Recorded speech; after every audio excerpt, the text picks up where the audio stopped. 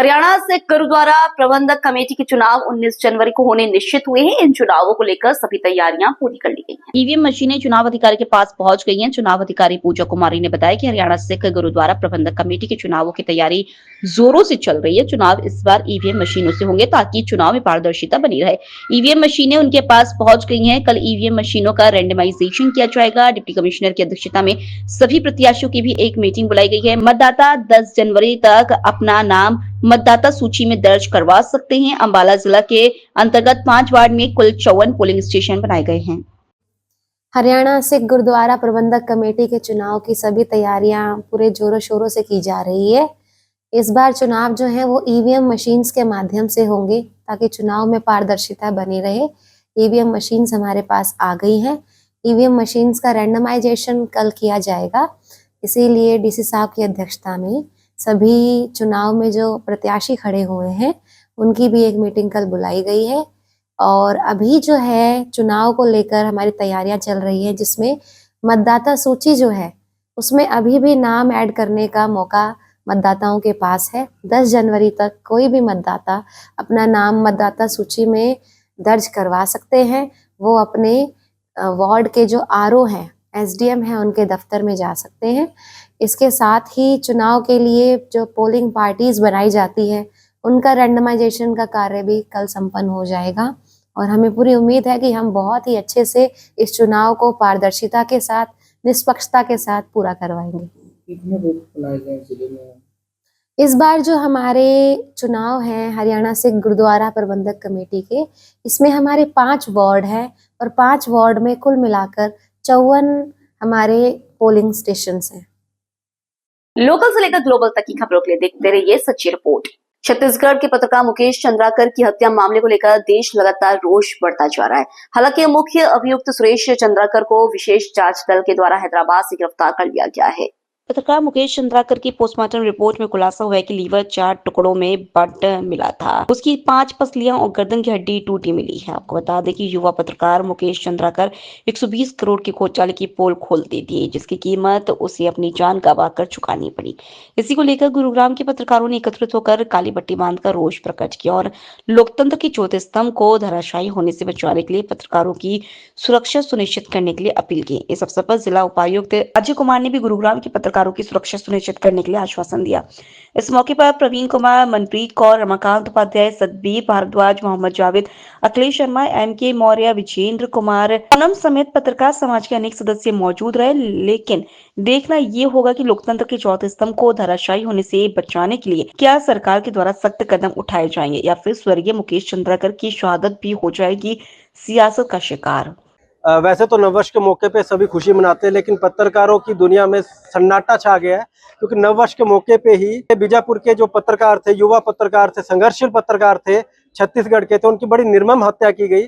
और उसके विरोध में आज गुरुग्राम के पत्रकार इकट्ठे हुए हैं और माननीय राष्ट्रपति महोदया से भी अपील की गई है। उपायुक्त के माध्यम से ज्ञापन सौंपा गया है कि ना सिर्फ उनको पकड़ा जाए जल्दी, लेकिन उनको फांसी की सजा जल्द से जल्द सुनाई जाए, ताकि कहीं ना कहीं पूरे देश के पत्रकारों की सुरक्षा की सुनिश्चित हो सके। और ऐसी ही उम्मीद गुरुग्राम प्रशासन से भी हम करते हैं कि आज गुरुग्राम के पत्रकार भी इकट्ठे हुए हैं कि ये जो पत्रकार हैं वो अपनी जान जोखिम में डाल के रोजाना धरातल पे रह के अनेक मुद्दे उठाते हैं। उसमें भले ही कोई भूमाफिया हो, भले ही कोई भी बड़ा दबंग हो, हर पत्रकार अपनी जान जोखिम में डाल के उसकी जो खबरें प्रकाशित करता है उनकी सुरक्षा सुनिश्चित की जाए, उसके लिए आज मांग की गई है। गुरुग्राम पत्रकारों की तरफ से हमने आज श्रद्धांजलि अर्पित किया हमारे जो शहीद हुए हैं स्वर्गीय मुकेश चंद्राकर, और उम्मीद करते हैं कि भगवान से भी आशा करते हैं कि कभी ऐसी नौबत ना आए कि पत्रकारों को अपनी सुरक्षा भी मांगनी पड़े। देखिए, मुझे बहुत दुख के साथ कहना पड़ रहा है कि हमारे एक पत्रकार साथी जो शहीद हुए हैं उस पर हमने 2 मिनट का सबने मौन भी किया है और एक प्रभात फेरी निकालकर जिला उपायुक्त को भी जानकारी दी है कि सभी पत्रकारों को सुरक्षित रखना बहुत जरूरी है, क्योंकि बैड एलिमेंट जो आदमी होते हैं वो हर जगह होते हैं, खाली वही नहीं। और मैं तो यही कहता हूं कि मेरे जितने पत्रकार साथी हैं इसी प्रकार से एक दूसरे के सुख दुख में सब साथी साथ में रहें और एकता में ही बल है। अगर हम प्रशासन को ये मांग करते हैं कि इस प्रकार से पुलिस आयुक्त को भी हम अनुरोध कर रहे हैं कि वो भी इस बारे में पत्रकारों के बारे में जागरूक रहें क्योंकि बैड एलिमेंट हर जगह रहते हैं। पत्रकार संघर्षशील होते हैं, वो हमेशा बुराई की जो आवाज है उसको उठाते हैं ताकि जन जन में इस बात का संदेश जाए। लोकल से लेकर ग्लोबल तक की खबरों के लिए देखते रहिए सच्ची रिपोर्ट। मोगा पुलिस की ओर से लगातार नशा तस्करों पे कसा जा रहा है शिकंजा। थाना बधनी कला की ओर से कस्बा धर्मकोट के अधीन गांव शेरपुर तैयबा के एक व्यक्ति को 50 ग्राम हेरोइन के साथ गिरफ्तार कर लिया गया है। उसकी बाइक को भी लिया कब्जे में। आरोपी के ऊपर पहले भी चोरी का मामला दर्ज। वहीं जानकारी देते हुए थाना मुखी गुरमेल सिंह ने कहा कि एसएसपी मोगा के निर्देशों तहत नशा तस्करों पर शिकंजा कसा जा रहा है। गुप्त सूचना के आधार पर अमरजीत सिंह शेरपुर तैयबा को अनाज मंडी से गिरफ्तार किया गया। उसके पास से 50 ग्राम हेरोइन और एक बाइक को बरामद किया गया है। आरोपी के ऊपर पहले भी चोरी का मामला दर्ज है। आज उसको अदालत में पेश कर 1 दिन का रिमांड लिया गया है। आगे पूछताछ की जाएगी, कहां से लेकर आया था और किसको देनी थी। एक गश्त दौरान 50 ग्राम हैरोइन बरामद की है। की है सारा मामला जो ही जान। हाँ जी, कल मिति 6/1/2025 ਨੂੰ ਏਐਸਏ ਸੰਤੋਖ ਸਿੰਘ ਸਮੇਤ ਪੁਲਿਸ ਪਾਰਟੀ ਥਾਣਾ ਬੱਧਨੀ ਕਲਾਂ ਦੇ ਇਲਾਕਾ ਵਿੱਚ ਗਸ਼ਤ ਕਰ ਰਹੇ ਸੀਗੇ ਤੇ ਉਹਨਾਂ ਨੂੰ ਇਤਲਾਹ ਮਿਲੀ ਕਿ ਦਾਣਾ ਮੰਡੀ ਬੱਧਨੀ ਕਲਾਂ ਦੇ ਕੋਲ ਇੱਕ ਵਿਅਕਤੀ ਜਿਹੜਾ ਸ਼ੱਕੀ ਹਾਲਤ ਵਿੱਚ ਫਿਰਦਾ ਮੋਟਰਸਾਈਕਲ ਤੇ, ਜਿਨ੍ਹਾਂ ਨੇ ਤੁਰੰਤ ਕਾਰਵਾਈ ਕਰਕੇ ਉਸ ਵਿਅਕਤੀ ਨੂੰ ਅਮਰਜੀਤ ਸਿੰਘ ਉਰਫ ਅੰਬਾ ਪੁੱਤਰ ਕਰਨੈਲ ਸਿੰਘ ਵਾਸੀ ਸ਼ੇਰਪੁਰ ਤੈयबा ਉਹਨੂੰ ਕਾਬੂ ਕਰਕੇ ਉਹਦੇ ਕਬਜ਼ੇ ਵਿੱਚੋਂ 50 ਗ੍ਰਾਮ ਹੈਰੋਇਨ ਰਿਕਵਰ ਕੀਤੀ ਹੈ। ਉਸ ਸੰਬੰਧੀ ਅਸੀਂ ਮੁਕੱਦਮਾ ਨੰਬਰ 3/25 NDPS ਐਕਟ ਥਾਣਾ ਬੱਧਨੀ ਕਲਾਂ ਦਰਜ ਕਰ ਲਿਆ। ਦੋਸ਼ੀ ਨੂੰ ਅੱਜ ਮਾਨਯੋਗ ਅਦਾਲਤ ਵਿੱਚ ਪੇਸ਼ ਕੀਤਾ ਸੀ, ਰਿਮਾਂਡ ਹਾਸਲ ਕੀਤਾ। ਰਿਮਾਂਡ ਨਾਲ ਹੋਰ ਪੁੱਛਗਿੱਛ ਕਰਾਂਗੇ ਵੀ ਇਹ ਅੱਗੇ ਕਿੰਨੀ ਸਪਲਾਈ ਕਿਹਨੂੰ ਕਰ ਚੁੱਕਿਆ ਤੇ ਪਿੱਛੋਂ ਕਿਹ ਤੋਂ ਲੈ ਕੇ ਆਉਂਦਾ। ਉਹ ਸਾਰੀ ਪੜਤਾਲ ਕਰਕੇ ਅਸੀਂ ਜਿਹੜੇ ਦੋਸ਼ੀ ਬਣਦੇ ਹੋਣਗੇ ਉਹਨਾਂ ਦੇ ਖਿਲਾਫ ਕਾਰਵਾਈ ਕਰਾਂਗੇ। ਪਹਿਲਾਂ ਵੀ ਕੋਈ ਮੁਕੱਦਮੇ ਦਰਜ ਇਹਦੇ ਖਿਲਾਫ? ਇਹਦੇ ਖਿਲਾਫ ਚੋਰੀ ਦਾ ਮੁਕੱਦਮਾ ਦਰਜ ਹੈ ਜੀ ਪਹਿਲਾਂ ਇੱਕ। ਇਹ ਕੋਈ ਵਹੀਕਲ ਵੀ ਫੜਿਆ ਗਿਆ? ਜੀ ਹਾਂਜੀ, ਇਹਦੇ ਕੋਲੇ ਹੀਰੋ ਹਾਂਡਾ ਮੋਟਰਸਾਈਕਲ ਸੀ। ਉਹ ਮੋਟਰਸਾਈਕਲ ਤੇ ਹੀ ਸਪਲਾਈ ਕਰਨ ਆਇਆ ਸੀ। ਉਹ ਇਹਦਾ ਆਪਦੇ ਮੋਟਰਸਾਈਕਲ ਕਿ ਉਹ ਵੀ ਕੋਈ ਚੋਰੀ ਵਗੈਰਾ ਦੀ ਹੈ? ਇਹ ਮੋਟਰਸਾਈਕਲ ਦਾ ਅਸੀਂ ਟਰੇਸ ਕਰ ਰਹੇ ਹਾਂ ਜੀ। ਇਹ ਦੱਸਣ ਨੂੰ ਤਾਂ ਇਹਦਾ ਇਹ ਵੀ ਮੇਰਾ ਆਪਣਾ ਹੀ ਮੋਟਰਸਾਈਕਲ ਹੈ, ਲੇਕਿਨ ਉਹਦਾ ਅਸੀਂ ਟਰੇਸ ਕਰ ਰਹੇ ਹਾਂ। ਅੱਗੇ ਰਿਕਾर्ड ਲਵਾਂਗੇ ਡੀਟੀਓ ਦਫ਼ਤਰ ਤੋਂ ਵੀ ਕਿਹਦੇ ਨਾਂ ਤੇ ਹੈਗਾ। लोकल से लेकर ग्लोबल तक की खबरों के लिए देखते रहिए सच्ची रिपोर्ट। रोटरी क्लब जोधपुर ने मेडिकल कॉलेज सर्कल पर एक व्यापक यातायात जागरूकता और सड़क सुरक्षा अभियान का आयोजन किया। ये पहल यातायात पुलिस विभाग द्वारा चलाए जा रहे यातायात सुरक्षा और जागरूकता महाअभियान के अंतर्गत की गई। अभियान का उद्देश्य सड़क दुर्घटनाओं को कम करना और नागरिकों को यातायात नियमों के प्रति जागरूक करना है। इस अवसर पर रोटरी क्लब के सदस्यों ने वाहनों पर रिफ्लेक्टर स्टिकर्स लगाए। ये स्टिकर विशेष रूप से रात के समय वाहन की दृश्यता बढ़ाने और सड़क दुर्घटनाओं को रोकने में मदद करते हैं। रोटरी क्लब जोधपुर ने यातायात पुलिस विभाग को 5000 परावर्तक स्टिकर्स का योगदान दिया। इस विशेष अभियान में रोटरी इंटरनेशनल निदेशक KP नागेश ने अपनी उपस्थिति से आयोजन की गरिमा बढ़ाई। उन्होंने कहा, सड़क सुरक्षा के प्रति जागरूकता फैलाना न केवल समाज के प्रति हमारी जिम्मेदारी है बल्कि जीवन बचाने का सबसे सरल तरीका भी है। रोटरी क्लब जोधपुर ने एक ऐसा कदम उठाया जो न केवल सराहनीय है बल्कि अनुकरणीय भी है। रोटरी क्लब जोधपुर हमेशा ही समाज सेवा के लिए और समाज में सकारात्मक बदलाव लाने के लिए कार्यरत रहता है और हमारी कोशिश रहती है कि हम एक आम नागरिक, एक आम व्यक्ति के जीवन में हम लोग सकारात्मक बदलाव ला सकें या हम लोग कोई पॉजिटिव चेंज ला सकें। इसी के तहत अभी क्योंकि अभी जो यातायात पुलिस है इनका महीने भर का कैंप चल रहा है ट्रैफिक सुरक्षा का और रोड सेफ्टी का, तो इन्हीं के सानिध्य में हमने आज एक पहल की। एक छोटा सा हमारा कंट्रीब्यूशन किया है कि हम लोग ने मेडिकल कॉलेज चौराहे पे हम लोगों ने एक जो भी रोड पे जो चल रहे थे सारे लोगों को हमने ट्रैफिक रूल्स के बारे में बताया और जिनकी गाड़ी में रिफ्लेक्टर्स नहीं थे वो हमने रिफ्लेक्टर्स लगाए। आजकल सभी को मालूम है कि जो रोड एक्सीडेंट्स हैं काफ़ी बढ़ गए हैं। रोड एक्सीडेंट्स बढ़े हैं वो इंफ्रास्ट्रक्चर की वजह से नहीं बढ़े हैं। इंफ्रास्ट्रक्चर तो पर्याप्त है हमारे पास में, पर जो ट्रैफिक सेंस है या जो ट्रैफिक नियमों का पालन है वो एक आम इंसान नहीं कर पा रहा है या वो भूल जाता है। तो इस वजह से जो है वो एक्सीडेंट्स होते हैं, जैसे कि सीट बेल्ट नहीं लगाना, हेलमेट नहीं लगाना या गाड़ी चलाते मोबाइल पे बात करना या कहीं और ध्यान कोई डिस्ट्रैक्ट कर देता है। ठीक है, इस वजह से क्या है कि काफ़ी एक्सीडेंट्स होते हैं। तो ये एक ट्रैफिक पुलिस की तो एक ये अभियान है ही, साथ में जो आम नागरिक है हमको भी बहुत ज़रूरी है कि हम भी इस चीज़ का ध्यान दें। हम लोग खुद भी ये जवाबदारी लेवें, जिम्मेवारी लेवें कि हम लोग एक रोड पे सतर्क रहें चलाते वक्त और हम लोग ध्यान रखें कि एक्सीडेंट्स कम से कम हो और ट्रैफिक नियमों का हम लोग पालन करें। धन्यवाद। आपका परिचय सर? मेरा नाम अभिनव परिहार, सेक्रेटरी रोटरी क्लब जोधपुर। जनवरी माह पूरा हमारे राज्य सरकार के आदेश से यातायात सुरक्षा माह चलाया जा रहा है, ट्रैफिक सुरक्षा माह। इसके अंतर्गत हम पर डे कोई न कोई एक्टिविटी करते हैं। कभी रैली निकाली, आज इसी संदर्भ में अपने रोटरी क्लब के सहयोग से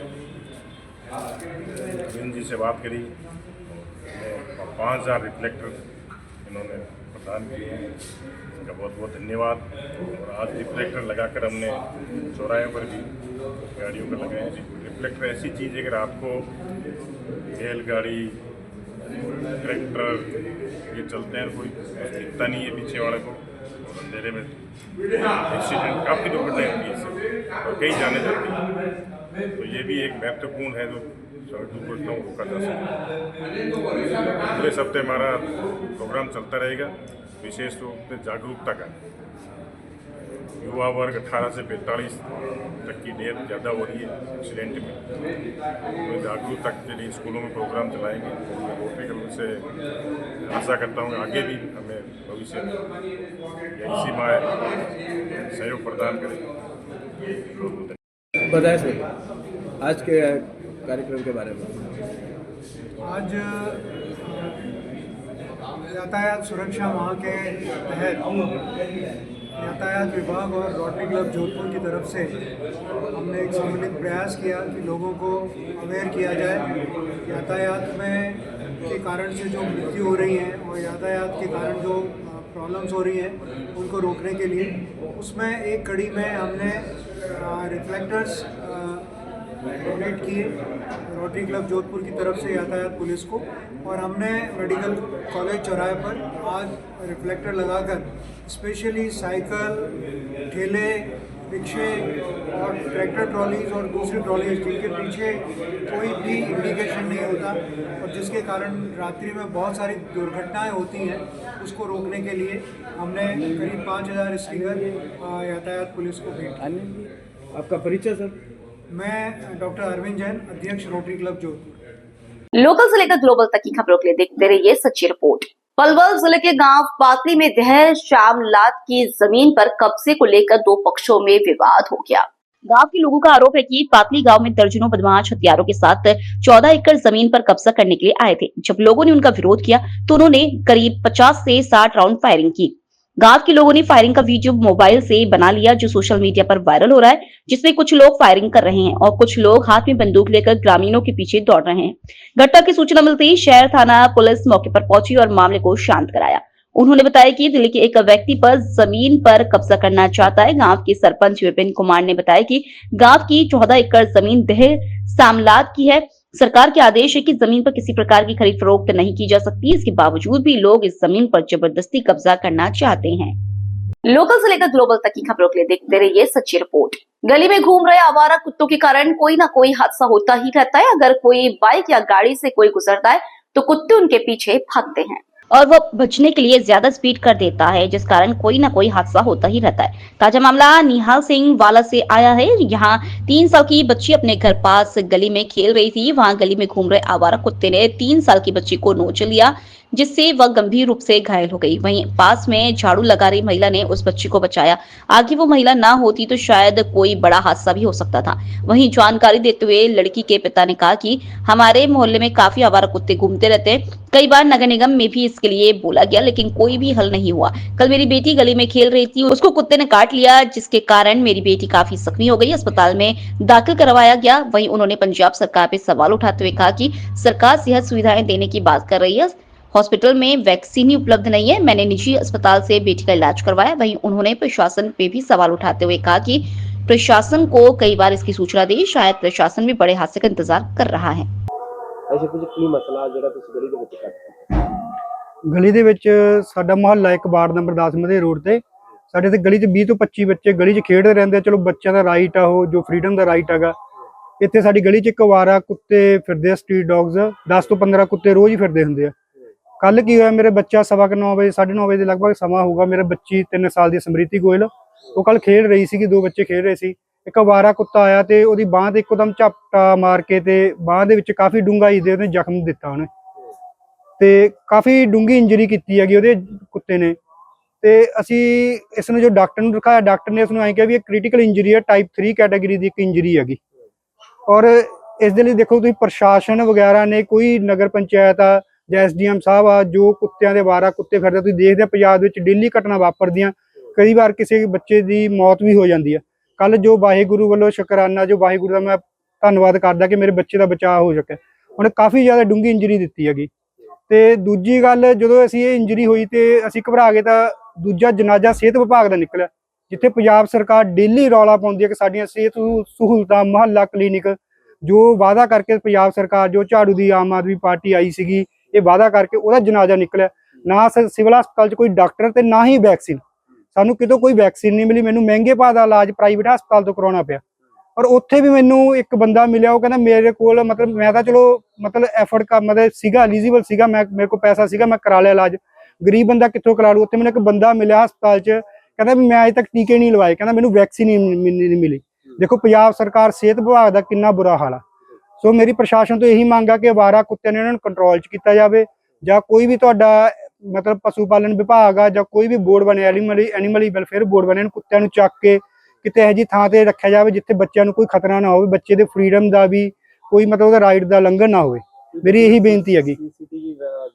ਹਾਂ, ਵੀਡੀਓ ਅਸੀਂ ਸਾਡੀ ਗਲੀ ਦੇ ਵਿੱਚ ਕੈਮਰੇ ਲੱਗਿਆ, ਮੈਂ ਸੀਸੀਟੀਵੀ ਤੁਹਾਨੂੰ ਦੇਖ ਹੀ ਲਿਆ, ਤੁਸੀਂ ਸੀਸੀਟੀਵੀ ਵਿੱਚ ਕਿੰਨੇ ਗੰਭੀਰ ਉਹਨੇ ਬੱਚੇ ਨੂੰ ਚਲਾ ਕੇ ਦੂਰ ਮਾਰਿਆ ਗਿਆ, ਤੁਸੀਂ ਦੇਖ ਹੀ ਲਿਆਗਾ। ਬੱਚੇ ਨੂੰ ਕਿਵੇਂ ਬਚਾਇਆ? ਬੱਚੇ ਨੂੰ ਸਾਡੇ ਇੱਥੇ ਗੁਆਂਢ ਦੇ ਵਿੱਚ ਇੱਕ ਵਰਕਰ ਹੈਗੇ, ਉਹਨਾਂ ਦੇ ਮੈਂ ਧੰਨਵਾਦ ਉਹਨਾਂ ਦਾ ਵੀ ਬਹੁਤ ਕਰਦਾ ਕਿ ਉਹਨਾਂ ਨੇ ਇੱਕ ਝਾੜੂ ਲਗਾ ਰਹੇ ਸੀ, ਉਹ ਸਫਾਈ ਕਰ ਰਹੇ ਸੀ, ਉਹਨਾਂ ਦੁਆਰਾ ਬਚਾਇਆ ਗਿਆ ਬੱਚੇ ਨੂੰ। ਉਹਨੇ ਜੋ ਝਾੜੂ ਕੁੱਤੇ ਤੇ ਭਗਾ ਕੇ ਮਾਰਿਆ ਤਾਂ ਕੁੱਤਾ ਦੌੜ ਗਿਆ। ਉਹ ਜੇ ਉਹ ਨਾ ਹੁੰਦੇ ਤਾਂ ਹੋ ਸਕਦਾ, ਮੈਂ ਤੁਹਾਨੂੰ ਦੱਸੀ ਨਾ ਵੀ ਕੋਈ ਮਤਲਬ ਵੱਡੀ ਘਟਨਾ ਵੀ ਵਾਪਰ ਸਕਦੀ ਸੀ, ਕਿਉਂਕਿ ਜਿਹੜਾ ਕੁੱਤਾ ਗਾ ਇਹ ਲਗਭਗ 2-3 ਮਹੀਨਿਆਂ ਦੇ ਵਿੱਚ ਸਾਡੀ ਗਲੀ ਤੇ 4 ਤੋਂ 5 ਲੋਕਾਂ ਨੂੰ ਵੜ ਚੁੱਕਿਆ। ਅਸੀਂ ਜਵਾਨੀ ਇਸ ਦੀ ਇੱਕ ਕੰਪਲੇਂਟ ਨਗਰ ਪੰਚਾਇਤ ਨੂੰ ਵੀ ਕੀਤੀ ਕਿ ਕੁੱਤੇ ਦਾ ਹੱਲ ਕੀਤਾ ਜਾਵੇ, ਇਹਨੂੰ ਫੜਿਆ ਜਾਵੇ, ਪਰ ਸ਼ਾਇਦ ਨਗਰ ਪੰਚਾਇਤ ਕੋਈ ਵੱਡੀ ਦੁਰਘਟਨਾ ਵਾਪਰਨ ਦੀ ਉਡੀਕ ਕਰ ਰਿਹਾ ਕਿ ਕੋਈ ਵੱਡੀ ਦੁਰਘਟਨਾ ਹੋਵੇ ਫਿਰ ਅਸੀਂ ਇਸ ਦਾ ਹੱਲ ਕਰੀਏ। ਫਿਰ ਸਰਕਾਰ ਲੋਕਾਂ ਦੇ ਘਰਾਂ 'ਚ ਤੁਰੀ ਫਿਰਦੀ ਹੁੰਦੀ ਹੈ ਕਿ ਸਾਥੋਂ ਆਹ ਹੋ ਗਿਆ, ਗਲਤੀ ਹੋ ਗਈ, ਤੇ ਆਪਾਂ ਵੱਡੀ ਦੁਰਘਟਨਾ ਕਿਉਂ ਵਾਪਰਦੀ, ਇਸ ਤੋਂ ਪਹਿਲਾਂ ਹੀ ਇਹਦਾ ਹੱਲ ਕਰ ਲਈਏ। ਬਹੁਤ ਵੱਡੀ ਪ੍ਰਸ਼ਾਸਨ ਦੀ ਅਣਗਹਿਲੀ ਹੈ, ਇਹਨੂੰ ਅਣਗਹਿਲੀ ਮੰਨਦਾ। ਅੱਜ ਮੈਂ ਲੈਟਰ ਲਿਖ ਲਈ ਤੇ ਐਸਡੀਐਮ ਦਫ਼ਤਰ ਤੇ ਨਗਰ ਪੰਚਾਇਤ ਦਫ਼ਤਰ ਛੁੱਟੀ ਸੀਗੀ। ਇਸ ਦਿਨ ਇਸ ਨੂੰ ਮੈਂ ਪੰਜਾਬ ਸਰਕਾਰ ਤੇ ਨਗਰ ਪੰਚਾਇਤ ਦਫ਼ਤਰ ਨੂੰ ਤੇ ਐਸਡੀਐਮ ਸਾਹਿਬ ਨੂੰ ਇਸ ਦਾ ਜ਼ਿੰਮੇਵਾਰ ਮੰਨਦਾ ਗਾ। ਉਹਨਾਂ ਦੀ ਜ਼ਿੰਮੇਵਾਰੀ ਬਣਦੀ ਇਸ ਚੀਜ਼ 'ਚ ਪੂਰੀ। ਮੰਗ ਮੇਰੀ ਪ੍ਰਸ਼ਾਸਨ ਤੋਂ ਇਹੀ ਹੈ ਕਿ ਕੁੱਤੇ ਨੂੰ ਫੜਿਆ ਜਾਵੇ, ਜਿੰਨੇ ਵੀ ਸਟਰੀਟ ਡੌਗਸ ਆ ਉਹਨਾਂ ਦੀ ਪ੍ਰੋਪਰ ਵੈਕਸੀਨ ਕੀਤੀ ਜਾਵੇ, ਜੇ ਕੋਈ ਬੋਰਡ ਆ ਤਾਂ ਉਹਨਾਂ ਦੁਆਰਾ ਇਹਨਾਂ ਦੀ ਦੇਖਭਾਲ ਕੀਤੀ ਜਾਵੇ। ਅਸੀਂ ਉਹਨੂੰ ਮਾਰਨ ਦੇ ਹੱਕ 'ਚ ਵੀ ਨਹੀਂ ਹੈਗੇ, ਕੁੱਤੇ ਨੂੰ ਵੀ ਮਾਰਿਆ ਜਾਵੇ ਜਾਂ ਕਿਸੇ ਸਾਡੀ ਇਸ ਗਲੀ 'ਚੋਂ ਮੁਸੀਬਤ 'ਚ ਫੜ ਕੇ ਕਿਸੇ ਹੋਰ ਗਲੀ ਛੱਡਿਆ ਜਾਵੇ। ਅਸੀਂ ਉਹ ਹੱਕ 'ਚ ਵੀ ਨਹੀਂ ਵੀ ਆਪਦੇ ਗੱਲ 'ਚ ਮੁਸੀਬਤ ਲਾ ਕੇ ਕਿਸੇ ਹੋਰ ਨੂੰ ਮੁਸੀਬਤ ਦਿੱਤੀ ਜਾਵੇ। ਅਸੀਂ ਨੂੰ ਇਹਨੂੰ ਕੋਈ ਬੋਰਡ ਦੁਆਰਾ ਕੋਈ ਫੜਿਆ ਜਾਵੇ, ਇਹਨਾਂ ਦੇ ਬੋਰਡ ਹੈਗੇ ਆ, ਰੂਲ ਹੈਗੇ ਆ ਐਨੀਮਲੀ ਕੇਅਰ ਦੇ, ਉਹਦੇ ਦੁਆਰਾ ਇਹਨਾਂ ਨੂੰ ਕੀਤਾ ਜਾਵੇ, ਜਾਂ ਕੋਈ NGO ਉਹਨਾਂ ਦੁਆਰਾ ਇਸ ਦੀ ਕੇਅਰ ਕੀਤੀ ਜਾਵੇ। ਇਹਨਾਂ ਨੂੰ ਪ੍ਰੋਪਰ ਵੈਕਸੀਨ ਇਸ ਦਾ ਡਾਕਟਰੀ ਮੁਆਇਨਾ ਕਰਾਇਆ ਜਾਵੇ।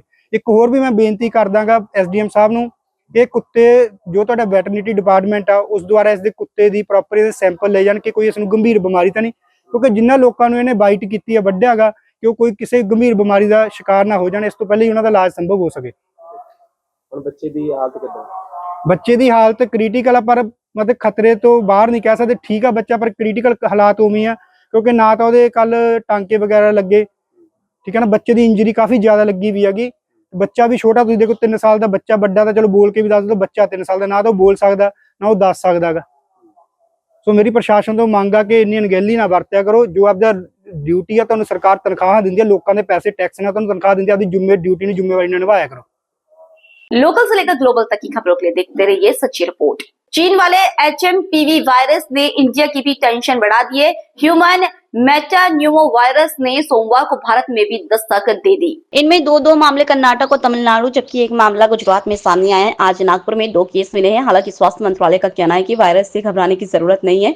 इसी बीच हमने अंबाला के सिविल सर्जन डॉक्टर राकेश सहल से वायरस को लेकर जानकारी ली, जिसमें उन्होंने बताया कि यहाँ अभी कोई ऐसा मामला सामने नहीं आया। उन्होंने बताया कि खांसी जुकाम की इस वायरस के लक्षण है। सिविल सर्जन ने बताया कि वायरस को लेकर सरकार की तरफ से जो भी हिदायत व निर्देश दिए जाएंगे उन्हें अमल में लाया जाएगा। देखिए, HME वायरस का जितना आज ह्यूमन मेटानिमो वायरस के केसेस का जो आप मीडिया में पढ़ रहे हैं, तो अभी तो ऐसा यहाँ पे क्या नाम बिल्कुल सिचुएशन कंट्रोल में है, कोई ऐसा नहीं है केस अंबाला से तो रिपोर्टेड नहीं है। लेकिन फिर भी जो भी गवर्नमेंट की तरफ से, स्वास्थ्य विभाग की तरफ से, हरियाणा गवर्नमेंट की तरफ से समय समय पे जो भी अपना इंस्ट्रक्शन आएंगी हम आगे देते रहेंगे। पहली बात तो ये है। दूसरी बात ये है कि इसमें जितना अभी तक पता चला है कि वो ये है कि one of the influenza virus है जिसमें रेस्पिरेटरी, आपको पता है कि सांस की नलकी और सांस के श्वसन तंत्र से जुड़ी ये बीमारी होती है। तो ऐसा कोई अलार्म वाली कोई बात अभी नहीं है। सर सिम्टम्स क्या है इसमें? जो भी एक इन्फ्लुएंजा के वायरस के सिम्टम्स आते हैं जैसे खांसी, बुखार, नज़ला और उसके ये ऐसे सिम्टम्स है, ऐसा रिपोर्ट किया गया है। अभी 2 ही केसेस का पता चला है महाराष्ट्र की लैब से, प्राइवेट लैब से। आपको पता है कि 2 केसेस जो हैं वो मीडिया में रिपोर्ट हो रहे हैं। लोकल से लेकर ग्लोबल तक की खबरों के लिए देखते रहिए सच्ची रिपोर्ट। जिला कलेक्टर एलएन मंत्री के निर्देश अनुसार आज मंगलवार को जिला कलेक्टर कार्यालय के सभागार में गणतंत्र दिवस के संबंध में तैयारी बैठक अतिरिक्त जिला कलेक्टर भवानी सिंह पवार की अध्यक्षता में आयोजित हुई। बैठक में उन्होंने 26 जनवरी गणतंत्र दिवस के आयोजन संबंधी तैयारियों को लेकर सभी संबंधित अधिकारियों को आवश्यक निर्देश दिए और कहा कि हमेशा की तरह गणतंत्र दिवस 26 जनवरी पूर्ण हर्षोल्लास व गरिमा में माहौल में मनाया जाएगा। बैठक में उन्होंने बताया कि हमेशा की तरह इसका आयोजन बांगड़ स्टेडियम आयोजित किया जाएगा। उन्होंने आगामी गणतंत्र दिवस के उपलक्ष्य में सभी संबंधित अधिकारियों को स्टाफ समेत गणतंत्र दिवस समारोह में पूर्ण उपस्थिति सुनिश्चित करने के निर्देश प्रदान किए। उन्होंने बांगड़ स्टेडियम में रंग रोगन, साफ सफाई व्यवस्था, मार्च पास्ट, ध्वज व्यवस्था, परेड निरीक्षण, माइक और साउंड व्यवस्था, विद्युत व्यवस्था, टेंट, पानी, बैठक व्यवस्था, साज सज्जा, परिवहन एवं सुरक्षा व्यवस्था आदि को लेकर संबंधित अधिकारियों को आवश्यक निर्देश प्रदान किए। लोकल से लेकर ग्लोबल तक की खबरों के लिए देखते रहिए सच्ची रिपोर्ट। पाली में अमृता हाट मेले के छठे दिन मंगलवार को रात्रि तक दुकानें बंद होने तक भी लोग खरीदारी करने के लिए आते रहे, जिससे रात्रि में मेले की रौनक बढ़ गई। महिला अधिकारिता विभाग की उप निदेशक भागीरथ चौधरी ने बताया कि मंगलवार को श्री बांगड़ राजकीय स्कूल पाली के खेल मैदान में राज्य के सुदूर जिलों से आए स्वयं सहायता समूह ने अपने हस्त निर्मित विभिन्न उत्पादों की विभिन्न स्टॉल्स लगाई, अपने उत्पाद बेचे। मेले में सभी समूह ने उत्साहपूर्वक भाग लिया। हाट का छठा दिन भी काफी महत्वपूर्ण रहा। हाट में एसएचजी की महिलाओं ने इस 7 दिवसीय पाली के अमृता हाट के अपने अनुभव सभी से साझा किए। उन्होंने बताया कि जयपुर से सिद्धि विनायक एसएचजी से हेमलता विजय ने बताया कि वो 2003 से अमृता हाट में भाग लेते आए हैं, साथ ही करीब 8 लाख वार्षिक कमाते हैं। साथ ही कोटा से आई तस्लीमा ने बताया कि वह 2004 से कोटा जोरिया के कपड़े बनाने का काम कर रही हैं, जिसमें उनको बहुत अच्छी आय होती है। लोकल से लेकर ग्लोबल तक की खबरों के लिए देखते रहिए सच्ची रिपोर्ट। साइबर सिटी के गेस्ट हाउस में हुई 26 वर्षीय युवक की हत्या के जुर्म में पुलिस ने आरोपी को गिरफ्तार करने में सफलता प्राप्त की है। हत्या की वारदात को अंजाम देने के लिए इस्तेमाल किया गया चाकू भी पुलिस ने बरामद कर लिया है। एसीपी क्राइम मनोज कुमार ने बताया कि 4 जनवरी को थाना सेक्टर 53 में सूचना मिली कि हेलो स्टे गेस्ट हाउस में 26 वर्षीय दिलीप की चाकू मारकर हत्या कर दी गई है। मौके पर पहुंची पुलिस को मृतक के भाई ने शिकायत दी कि उसका भाई hello stay guest house sector 52 में हाउसकीपिंग का काम करता था। इस गेस्ट हाउस में हाउसकीपिंग का काम करने वाले एक युवक ने चाकू मारकर उसके भाई की हत्या कर दी। पुलिस ने हत्या का मामला दर्ज कर आरोपी की तलाश शुरू कर दी है। पुलिस टीम ने कार्रवाई करते हुए हत्या की वारदात को अंजाम देने वाले आरोपी अर्जुन शफदल को गुरुग्राम के सेक्टर 53 से काबू किया। पुलिस पूछताछ में पता चला कि आरोपी अर्जुन और दिलीप एक ही गेस्ट हाउस में काम करते थे। आरोपी कम काम करता था, इस वजह से दिलीप उसको धमका देता था और गाली गलौज भी करता था, जिसकी रंजिश रखते हुए आरोपी ने किचन से चाकू लेकर दिलीप की हत्या कर दी और वहां से भाग गया। ये परसों SHO 53 को इन्फॉर्मेशन मिली कि अपने हेलो वर्ल्ड एक होटल है जिसके अंदर हाउसकीपिंग का आपस में झगड़ा हो गया था, जिन्होंने अपने एक के पेट के दलीप नाम के व्यक्ति के पेट के अंदर चाकू मार दिया था, जो अपने आर्टिमिस हॉस्पिटल में एडमिट है। जब उसको हॉस्पिटल लेके गए तो मैंने ट्रीटमेंट के दौरान उसका मौत हो गई। तो उसके बाद में फिर हमारी टीम ने कार्रवाई करते हुए एक्यूज को भी अरेस्ट कर लिया है उसके अंदर। कब का मामला है, कितनी तारीख का मामला है? ये परसों का ही मामला था। शाम का उनका आपस में दोनों का हाउसकीपिंग था, तो जब काम कर रहे थे तो उनका आपस में झगड़ा हो गया था किसी बात को लेके। तो दलीप ने अपने उसको जो एक अर्जुन नाम का व्यक्ति था उसको काफ़ी रूडली रफ लैंग्वेज यूज़ कर ली थी, जिसने गुस्से में आके उसके पेट में चक्कू मार दिया था। दूसरी चीज़ सर, बताया जा रहा है कि वो बार बार मैनेजर जो था अपने हाउसकीपिंग को क्रिटिसाइज करता था, जिससे परेशान होकर के पूरी वारदात को अंजाम देगा। ऐसा कुछ खुलासा भी हुआ? नहीं, अभी इसका इन्वेस्टिगेट कर रहे हैं। अपने जैसे भी चीज़ होगी वो सारा अपने इन्वेस्टिगेशन के दौरान। और सर, जिस समय हत्या की गई, क्या उस समय झगड़ा होते ही उसी समय इसकी हत्या की गई थी या बाद में पूरा तैयारी करके आया फिर इसके बाद में? नहीं, जब झगड़ा हुआ था उसके पेट में चक्कू लगा तो उसी दौरान वो होटल के कर्मचारी उसको हॉस्पिटल ले गए थे। ठीक है। लोकल से लेकर ग्लोबल तक की खबरों के लिए देखते रहिए सच्ची रिपोर्ट। लघु उद्योग भारतीय जोधपुर प्रांत जिला प्रशासन, जिला उद्योग एवं वाणिज्य केंद्र जोधपुर एवं उद्यम प्रोत्साहन संस्थान के संयुक्त तत्वाधान में आयोजित होने वाले पश्चिमी हस्तशिल्प उत्सव 2025 का गुरुवार को शुभारंभ होगा। शाम 4 बजे आयोजित होने वाले उद्घाटन समारोह में मुख्यमंत्री भजनलाल शर्मा मुख्य अतिथि के रूप में शिरकत करेंगे। वहीं कार्यक्रम की अध्यक्षता केंद्रीय मंत्री गजेंद्र सिंह शेखावत करेंगे। विशिष्ट अतिथि राजस्थान के विधि एवं न्याय मंत्री जोगाराम पटेल, उद्योग राज्य मंत्री के बिश्नोई होंगे। 9 जनवरी से 19 जनवरी तक शहर के रामलीला मैदान में आयोजित होने वाले पश्चिमी राजस्थान उद्योग हस्तशिल्प उत्सव की तैयारियों को पूरा कर लिया गया है। राइजिंग राजस्थान की थीम पर आधारित यह उत्सव अपने में अनेक खूबियां लिए हुए होगा। औद्योगिक उत्सव पश्चिमी राजस्थान उद्योग वार्षिक उत्सव 2025 पिछले 33 वर्षों से लगातार जोधपुर में आयोजित हो रहा है और ये राजस्थान ही नहीं संपूर्ण भारतवर्ष में एक नंबर 1 का टूरिस्ट एग्जीबिशन बन गया है। इस बार इस उत्सव में 700 से अधिक स्टॉल लगभग 20 प्रदेशों से आ रही है।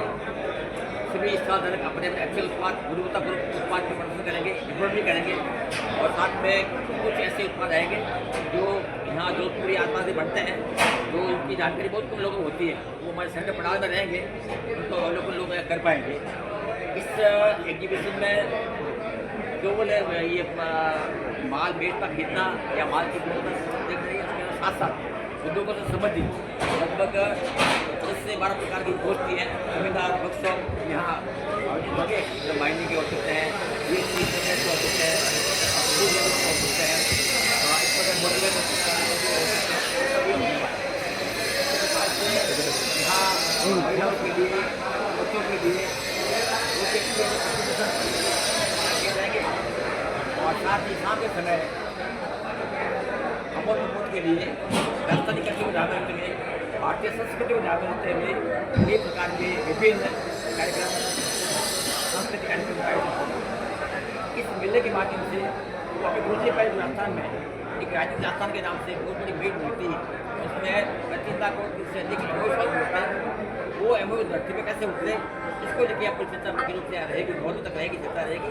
तो हमारी राजस्थान सरकारी पॉलिसी भी है, राजस्थान सरकार द्वारा की जा रही कार्य भी है और सरकार का विजन किस प्रकार से उद्योगपति और सरकार और सरकारी जो तंत्र है वो मिलकर कर सके, इसके लिए बहुत बड़ा हम लोग काम करने वाले हैं। पश्चिमी राजस्थान यहाँ लोगों की असीम स्वभाव है, सीएम साहब कल यहाँ आ रहे हैं, उनके हाथों से उद्घाटन होना पा रहा है। हम लोग हमारी प्रयास रहेगी उनकी विजन का फायदा लेते हुए जो हमारे कुछ एमओयू साइन हुए उनकी बाकी समीक्षा ध्यान करेंगे और कुछ समूह होता कुछ उनके लिए डेवलपमेंट है या कुछ उसकी प्रक्रिया चल रही है, करने में समय लगता है, तो समूह तो करेंगे तो उनकी प्रक्रिया आगे बढ़ेगी। इसी प्रकार से पाकिस्ता भी हमारे हिंदू भाई है, पाकिस्तान से आए हुए हैं, उनके लिए भी पटने की व्यवस्था भी मैदान में की जाएगी। निश्चित रूप से एक प्रशासन और उद्योगपति और सरकार मिलकर एक बहुत ही अच्छा यहाँ कार्यक्रम करने वाले हैं। मैं आपके माध्यम से जोधपुर आसपास क्षेत्र की जनता से आह्वान करता हूँ कि वो इसे यहाँ आए और सभी प्रकार के कार्यक्रम में भाग लें। इंटरनेट हाथ भी है, जब फूड कोर्ट भी है, सभी प्रकार के साधन एक ही जगह उपलब्ध है, इन सबका आप आनंद है। ये मेरी आप सबसे निवेदन रहेगा। देश ही नहीं अपितु पूरे देश के अंदर अपनी पहचान बना चुका है और 33 वर्षों से चला आ रहा उत्सव इस बार 34वां उत्सव हम मनाने के लिए तैयार हैं और इस उत्सव में कई तरह के नए आयाम, नए प्रदर्शन किए जा रहे हैं। उसकी जानकारी के लिए मैं आपको बताऊं, सर्वप्रथम इस उत्सव में सरदार पटेल जी की स्टैच्यू ऑफ यूनिटी प्रदर्शित की जाएगी जो देश की अखंडता के लिए प्रेरक रहे हैं। शिव परिवार की स्थापना 30 फीट लंबी मूर्ति की स्थापना की जाएगी। इसी के साथ साथ भेंट द्वारिका का प्रदर्शन यहाँ किया जाएगा जिसके टर्नल के अंदर 10 मिनट तक रोमांचित करने वाला और हमारी सांस्कृतिक धरोहर को प्रदर्शित करने वाला यह स्थान रहेगा जो 15,000 स्क्वायर फीट के अंदर भेंट द्वारिका का निर्माण किया गया और ऐसा एहसास होगा कि हम समुद्र के अंदर भेंट द्वारिका के दर्शन कर रहे हैं। मैं आपके चैनल के माध्यम से सभी जोधपुर वासियों को और आसपास के सभी बंधुओं से, मातृशक्ति से और बच्चों से आह्वान करूँगा, विभिन्न प्रकार के आयोजन हर वर्ग के लिए यहाँ पर किए गए हैं। विभिन्न प्रतियोगिताएं हैं, सांस्कृतिक संध्याएं हैं, विभिन्न प्रकार की कार्यशालाएं, गोष्ठियाँ, जो हमारे युवा उद्यमी, युवा पढ़ने वाले बालक को भविष्य में देश के कर्णधार बनेंगे, उन सभी के लिए कुछ न कुछ कार्यक्रमों का आयोजन इस मेले के माध्यम से किया गया है। मैं आपके चैनल के माध्यम से मैं आह्वान करता हूँ कि अधिक से अधिक लोग इस मेले में पधार कर मेले को सफल बनाएं। धन्यवाद। लोकल से लेकर ग्लोबल तक की खबरों के लिए देखते रहिए सच्ची रिपोर्ट। माननीय कुलपति वैद्य प्रदीप कुमार प्रजापति की प्रेरणा से डॉक्टर सर्वपल्ली राधाकृष्णन राजस्थान आयुर्वेद विश्वविद्यालय जोधपुर की संगठक university college of homeopathy Jodhpur के विशेषज्ञ शिक्षक चिकित्सकों की टीम द्वारा दिनांक 8 जनवरी 2025 को श्री शिवराम नथुजी टाक राजकीय उच्च माध्यमिक विद्यालय पूंजला जोधपुर में कक्षा 1 से 8वीं तक के विद्यार्थियों के लिए निःशुल्क होम्योपैथी चिकित्सा शिविर का आयोजन किया गया है। होम्योपैथी चिकित्सालय अधीक्षक डॉक्टर गौरव नागर एवं शिविर प्रभारी डॉक्टर राजेश कुमार कुमावत के निर्देश अनुसार होम्योपैथी विशेषज्ञ डॉक्टर अंकिता आचार्य, डॉक्टर राकेश कुमार मीना एवं तृतीय वर्ष छात्र मोहनलाल व कृष्ण कुमावत ने अपनी सेवाएं दी। इस शिविर में 81 विद्यार्थियों एवं शिक्षकों को निःशुल्क होम्योपैथिक औषधियां देकर लाभान्वित किया गया। शिविर में मौसमी बीमारियां, खांसी, जुकाम, बुखार, गले एवं कान में दर्द एवं भूख न लगना, मुंह में छाले, पेट में कीड़े एवं उल्टी, दस्त, चर्म रोग, नाक से खून बहना, रक्त की कमी जैसे बीमारियों की जानकारियां एवं दवाइयां देकर लाभान्वित किया गया। शिविर के दौरान प्रधानाचार्य रेणु व्यास एवं शिक्षक नरपत सिंह गहलोत, रामनिवास जाखड़, रंजना कुशवाहा, पृथ्वी बाला एवं नरेंद्र भाटी का सहयोग रहा और उन्होंने शिविर के आयोजन के लिए कुलपति प्रोफेसर प्रदीप कुमार प्रजापति का आभार व्यक्त किया। लोकल से लेकर ग्लोबल तक की खबरों के लिए देखते रहिए सच्ची रिपोर्ट।